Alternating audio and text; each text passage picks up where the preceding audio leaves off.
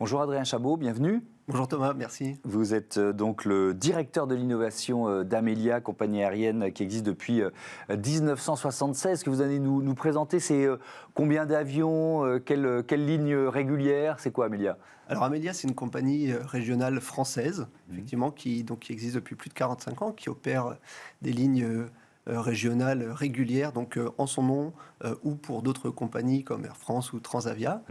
Donc aujourd'hui, on a un peu plus on a 18 avions, 18 appareils, qui opèrent par exemple sur le Paris-Rodez, sur le Paris-Brive, en propre. Donc c'est une compagnie qui a développé des activités également dans l'évacuation sanitaire, dans le domaine du fret, pour toujours plus développer les activités avec un esprit assez entrepreneurial, assez innovant. C'est des avions de combien de places?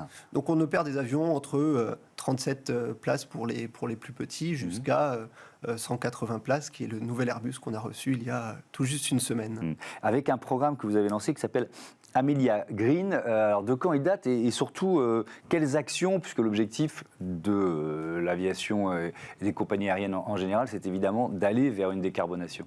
Alors effectivement, je pense qu'on peut remettre un petit peu le contexte dans lequel on a aujourd'hui le transport aérien. On a un transport aérien qui contribue au réchauffement climatique, et donc on a une transition à assurer en tant que secteur. On a un secteur qui représente 2 à 3% des émissions de CO2 au niveau mondial. Et donc on a pris des engagements forts au niveau du secteur. On a en octobre 2022 l'OACI, l'Organisation de l'Aviation Civile Internationale, qui a présenté ses objectifs aspirationnels, qui sont zéro émission nette en 2050.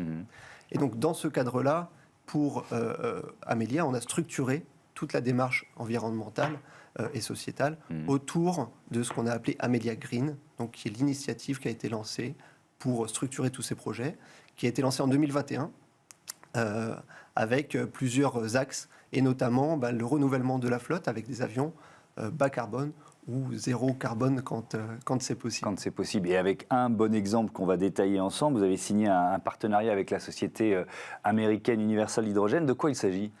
Alors, l'objectif de ce partenariat, c'est de faire d'Amelia la première compagnie aérienne en Europe à voler à l'hydrogène, et donc zéro émission. Et quand je dis la première, on parle de 2026. Donc, c'est tout de au suite, c'est niveau de demain. l'aviation, exactement, c'est demain. Donc, c'est l'objectif de ce partenariat qu'on a signé. Donc, on sera le client de lancement en Europe de cette solution. Et donc, la solution Universal Hydrogène en tant que telle, ça consiste à modifier, donc on appelle ça le rétrofit, à modifier des avions existants qui ont encore du potentiel pour leur donner une deuxième vie en les convertissant avec un autre type de carburant qui, en l'occurrence, sera l'hydrogène. Alors, on vous dit 2026, il y a eu, je crois, un vol inaugural début mars, c'est ça? Exactement. Date importante, ça s'est bien passé. Racontez-nous, c'était sur quel type d'appareil? Exactement. Donc, il y a eu ce premier vol qui était tout début mars à Moses Lake, aux États-Unis, sur le prototype d'Universal Hydrogène, qui avait modifié un des deux moteurs pour le faire fonctionner à l'hydrogène. Donc c'était effectivement un grand moment, une petite page de l'histoire de l'aviation, puisque c'était le plus gros avion à hydrogène à prendre son envol avec un système qu'on appelle de pile à combustible. Donc un avion d'une quarantaine de places en termes de taille, donc qui est sensiblement ce qu'on pourra retrouver sur nos lignes d'ici 3 ans. C'est compliqué de rétrofiter, de transformer un avion, j'imagine kérosène, en avion à propulsion hydrogène? Alors techniquement, technologiquement, c'est pas forcément un défi ou une prouesse. Expliquez-nous. Non, effectivement. Alors effectivement, on a, je dirais, une batterie de modifications à apporter sur l'avion, que ce soit au niveau du système propulsif, donc passer d'un système propulsif thermique à un bloc pile à combustible et moteur électrique. Et puis ensuite, on a, je dirais, tout le système carburant à modifier jusqu'au réservoir hydrogène. Donc c'est quelque chose qui existe déjà dans le secteur aérien, de faire des modifications. On le voit sur des grosses modifications comme le Beluga. C'est des grosses modifications qu'on fait sur des avions. Donc c'est quelque chose qu'on sait faire. Ce mode de propulsion, il est valable là, sur un avion d'une quarantaine de places, c'est ça? Oui. C'est la limite, ou là on pourrait imaginer des avions avec plus de passagers qui fonctionnent avec la même propulsion? Alors je dirais qu'aujourd'hui c'est C'est ce qu'on estime faisable, il y a quand même son lot de défis, mais c'est ce qu'on estime faisable. Ensuite, on est dans le début, je dirais, de cette technologie. Ça ouvre une nouvelle ère. Exactement. On est comme sur les batteries dans l'automobile. On peut imaginer au fur et à mesure qu'on va améliorer l'efficacité de ces systèmes pour leur donner de plus en plus de capacité. Ça veut dire que c'est le transport régional, transport aérien évidemment régional, qui sera le premier décarboné ? Exactement. Et c'est aussi pour ça que nous, au niveau d'Amelia, on a une position qui est privilégiée sur ce secteur, puisqu'on a des lignes effectivement domestiques, régionales, sur lesquelles ce type d'appareil se prêtera très bien. Tiens, d'ailleurs, ça représente quoi les lignes régionales en France ? C'est quel marché, quel business, quelle clientèle peut-être aussi ? Alors, quelle clientèle ? On va avoir beaucoup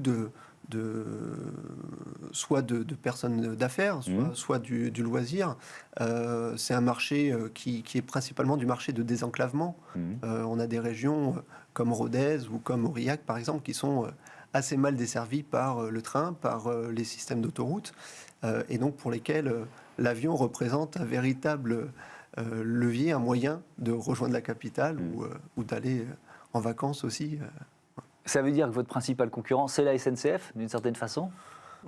Ou c'est la route, peut-être, d'ailleurs ? Alors, je dirais, on est assez complémentaires, puisqu'encore une fois, le réseau d'Amelia s'est construit un peu naturellement. Et quand on vole vers Aurillac ou quand on vole vers Rodez, on a des régions qui, aujourd'hui, naturellement, sont assez enclavées, assez isolées. Et donc, quelque part, la concurrence ne se fait pas vraiment. Alors, dans les autres leviers que vous avez activés avec ce programme Amelia Green, il y a aussi un partenariat avec Thales et cet outil qui est appelé Flight Footprint. C'est quoi, Flight Footprint ? Alors, l'outil en tant que tel, ça nous permet d'optimiser mieux les routes, les opérations. Et ce qui est fondamental, en fait, derrière, c'est qu'on a tendance à parler exclusivement du dioxyde de carbone, donc du CO2, comme ayant un impact sur le réchauffement climatique.